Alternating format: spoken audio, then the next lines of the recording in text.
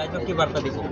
Kilometre প্ৰায় 5 কিলোমিটাৰমান হ'ব। লৰিমুখ বজাৰৰ পৰা আৰম্ভ কৰি আমি কৰৈগুৰি হৈ পশ্চিম লৰিমুখ হৈ এনেকৈ ঘূৰি আহি আকৌ আমাৰ কাৰ্যালয়তে এই পদযাত্ৰাৰ সামৰণি দিছোঁ। আমাৰ লগত হাজাৰ হাজাৰ মানুহে সহযোগ কৰিছে। আপোনালোকে দেখিছে যোৱাকালিও আমি যি পদযাত্ৰা কৰিছিলোঁ, প্ৰায় 12 কিলোমিটাৰ এলেকালৈ আমি পদযাত্ৰা কৰিছিলোঁ। তাতো হাজাৰ হাজাৰ মানুহে আমাৰ লগত সহযোগ কৰিছে। ৰাইজৰ এনেধৰণৰ সহযোগ, ৰাইজৰ যি মৰম চেনেহ আমি পাইছোঁ। ৰাস্তা দি গৈ থাকোঁতেও ৰাইজে আমাক পানী খুৱায়, ৰাস্তা দি গৈ থাকোঁতেও ৰাইজে আমাৰ প্ৰতিনিধিসকলক গামোচাৰে আদৰণি জনায়। ইয়াৰ পৰা আমি বুজিব পাৰিছোঁ যে ৰাইজ, চামগুৰি সমষ্টিৰ ৰাইজ ভাৰতীয় জনতা পাৰ্টি আৰু মিত্ৰজোঁটৰ সপক্ষে আছে আৰু আমাৰ প্ৰাৰ্থীসকলক তেওঁলোকে বিপুল ভোটত এইবাৰ জয়যুক্ত কৰিব আৰু চামগুৰি সমষ্টিৰ পৰা কংগ্ৰেছৰ শিপা মূলে ইয়াৰ পৰা উৎখাত কৰিব বুলি আমাৰ অনুমান হৈছে। আপোনালোকে এই যাত্ৰা কি অব্যাহত থাকিব?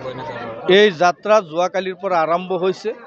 যিমান দিনলৈকে নিৰ্বাচনী প্ৰচাৰ কাৰ্য চলিব, যিদিনাখন নিৰ্বাচনী প্ৰচাৰ কাৰ্য বন্ধ হ'ব সেইদিনাখন এই পদযাত্ৰা বন্ধ হ'ব।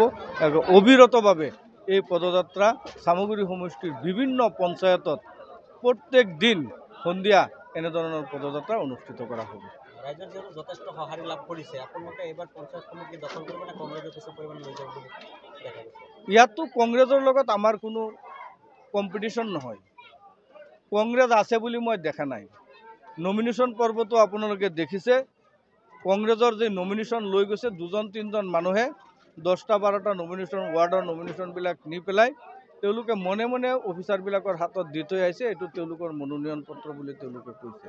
আমি কিন্তু মনোনয়ন পত্ৰ জমা দিয়াৰ সময়তো কংগ্ৰেছ দেখা নাই, যেতিয়া স্ক্ৰুটিনি হৈছে তেতিয়াও দেখা নাই, বা এতিয়ালৈকে আমি কিন্তু কংগ্ৰেছৰ কোনো নেতা, কোনো পালি নেতা, কোনো প্ৰাৰ্থী, কোনো কেণ্ডিডেট এতিয়ালৈকে মই চামগুৰি সমষ্টিত দেখা পোৱা নাই। কংগ্ৰেছৰ লগত আমাৰ কোনো প্ৰতিদ্বন্দ্বিতা নহয়। আমি একপক্ষীয়ভাৱে এইবাৰ চামগুৰি সমষ্টিৰ 4খন জিলা পৰিষদৰ 4খন আমি এইবাৰ দখল কৰিম। 25টা আমাৰ যি আঞ্চলিক পঞ্চায়তৰ সদস্য আছে তাৰ ভিতৰত এটা আমি বিনা প্ৰতিদ্বন্দ্বিতাৰে এইবাৰ আমি জিকিছোঁ আৰু যি 24টা আছে সেই 24টাও আমি জিকিম। 250টা ৱাৰ্ড আছে আমাৰ। 250টা ৱাৰ্ডৰ ভিতৰত প্ৰায় 30টা ৱাৰ্ড আমি বিনা প্ৰতিদ্বন্দ্বিতাতে এইবাৰ আমি জিকিছোঁ।